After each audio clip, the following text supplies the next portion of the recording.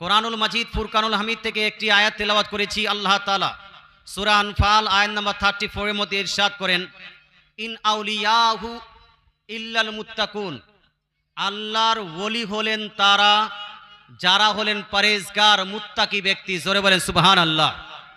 পরেজগার মুত্তাকি ছাড়া যারা তাকওয়া পরেজগারের সঙ্গে সম্পর্কিত নয় তারা আল্লাহর ওলি হতে পারে না।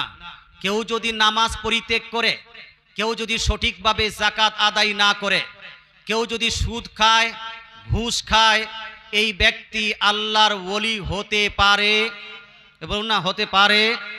অনেকগুলো আপনার ব্যক্তিকে দেখা যায় নিজেকে পীর বলে দাবি করে, অথচ মহিলাদের সঙ্গে বসে বসে আড্ডা করছে, মিথ্যা বলছে, নামাজ পরিত্যাগ করছে, চুগলি গীবত করে, নিজেকে পীর বলে দাবি করে।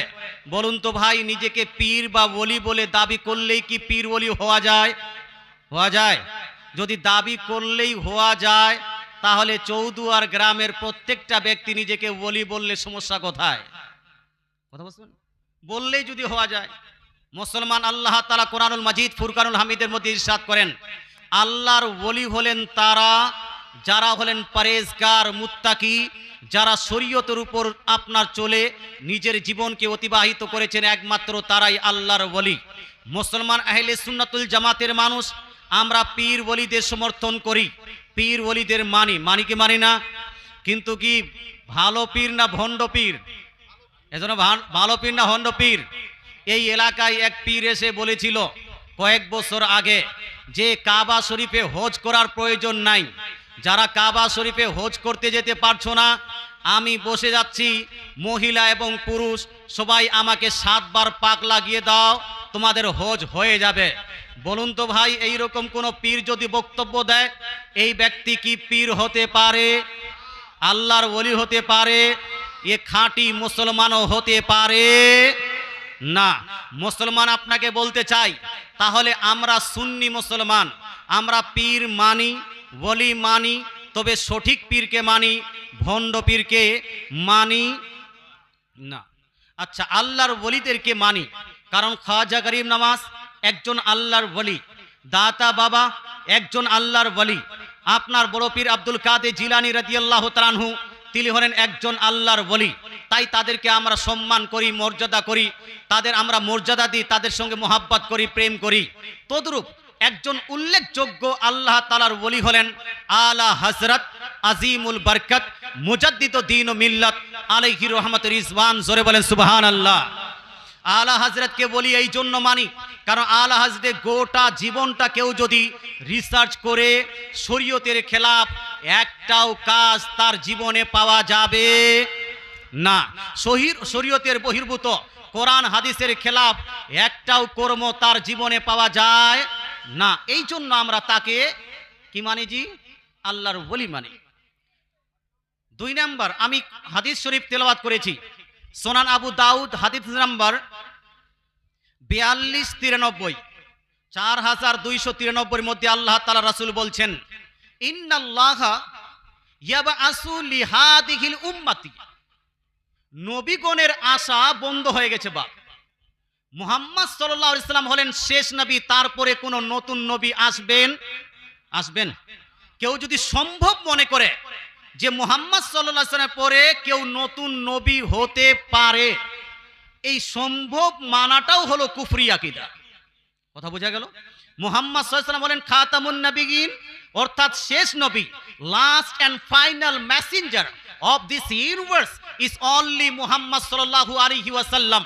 এই গোটা বিশ্বের মধ্যে লাস্ট এবং শেষ নবী হলেন মুহাম্মদ সাল্লাল্লাহু তাআলা আলাইহি ওয়াসাল্লাম। আচ্ছা, মুহাম্মদ সাল্লাল্লাহু আলাইহি ওয়াসাল্লাম আজ থেকে প্রায় 1400 বছর 1500 বছর পূর্বে ইন্তেকাল করেছেন।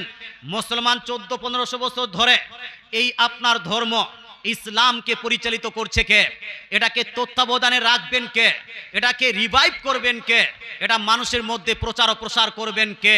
তো আল্লাহ তাআলা রাসূল সাল্লাল্লাহু তাআলা আলাইহি ওয়াসাল্লাম হাদিসের মধ্যে ইরশাদ করেন, আল উলামাউ ওয়ারাসাতুল আম্বিয়া, যারা আলিম হবেন এরা হবেন নবীগণের ওয়ারিস, নবীগণের উত্তরসূরি। নবী আসা বন্ধ হয়েছে, কিন্তু আপনার আলিমরা যুগে যুগে আসবেন এবং মানুষের মধ্যে ইসলামের প্রচার এবং প্রসার ঘটাবেন। জোরে বলেন সুবহানাল্লাহ। তাই তো আমরা আলিমদেরকে মসজিদের ইমাম বানাচ্ছি, আলিমদেরকে মাদ্রাসার আপনার শিক্ষক বানাচ্ছি, আলিমদের অনুসরণ করি। যখন আমাদের কোনো মসলা মাসাইলের প্রয়োজন হয় আলিমের কাছে শরণাপন্ন হয়, তার কাছে মসলা মাসাইল জেনে আমরা নিজের জীবনে তা বাস্তবায়ন করি কি করি না? করি। কিন্তু ভাই, আলিমদের কোয়ালিটির মধ্যে অনেকগুলো কোয়ালিটি আছে। কিছু আলিম আছেন যারা মিডিয়াম কোয়ালিটির, কিছু উচ্চ রঙ্কের আপনার আলিম। আর যে হাদিসটি তেলাওয়াত করেছি সে হাদিসের মধ্যে আল্লাহ তাআলা রাসূল ইরশাদ করেন, প্রত্যেক 100 বছর পর পর, কত বছর পর পর?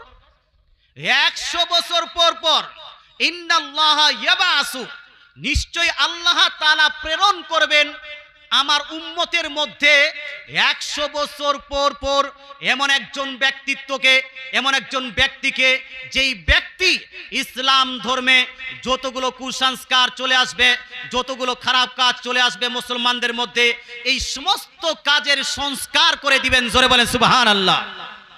মাইয়ুজাদ্দিদু লাহা দীনাহা, যিনি আপনার উম্মতের জন্য সংস্কার করবেন। ইউজাদ্দিদু শব্দটা ব্যবহার হয়েছে হাদিসের মধ্যে। ইউজাদ্দিদু, জাদ্দাদা ইউজাদ্দিদু থেকে এসেছে মুজাদ্দিদ, অর্থাৎ যিনি হলেন সংস্কারকারী, যিনি হলেন সংস্কারক, যিনি ইসলামের মুসলমানদের মধ্যে কোনো বিভ্রান্তি, কোনো আকীদাগত দিক থেকে, আমলগত দিক থেকে কোনো রকম যদি খারাপ কাজ হয় সেই কাজগুলোকে দূর করবেন, তাকেই বলা হয় মুজাদ্দিদ। জোরে বলেন সুবহানাল্লাহ। 100 বছর পর পর একজন করে মুজাদ্দিদ জন্মগ্রহণ করবেন।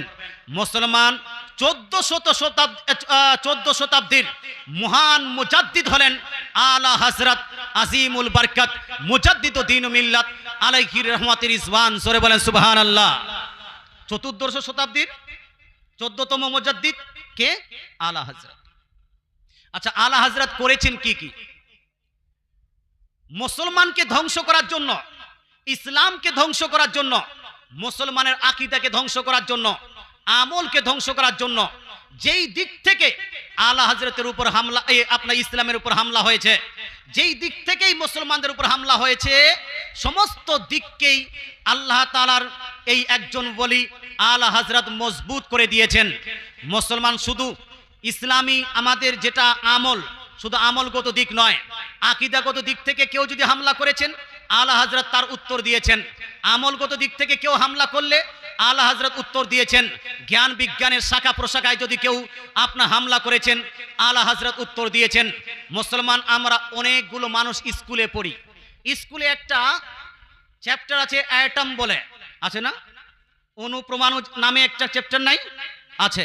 অ্যাটমের যে থিংকিং আইনস্টাইন দিয়েছিল, ওই থিংকিংটা ইসলামের বিপক্ষে চলে গেছে। এই জন্য আলা হযরত আজিমুল বরকত মুজাদ্দিদুদ দ্বীন মিল্লাত অসংখ্য দলিল দিয়ে লজিক্যালি প্রমাণ করেছেন যে আইনস্টাইনের থিংকিংটা ভুল, ইসলামের যেটা থিংকিং সেটাই হলো সঠিক। জোরে বলেন সুবহানাল্লাহ। মুসলমান আপনাকে বলতে চাই, তদ্রূপ আলা হযরত ইসলামের উপর যখন আকীদাগত দিক থেকে আক্রমণ হয়েছে আলা হযরত সেটাকেও আপনার খণ্ডন করেছেন। আমলগত দিক থেকে যখন আপনার আক্রমণ হয়েছে আলা হযরত সেটাকেও খণ্ডন করেছেন। ইনশাআল্লাহ আমি এক এক করে মিসাল দিচ্ছি, তার আগে একবার আর দুরূদ শরীফ পড়ুন। আল্লাহুম্মা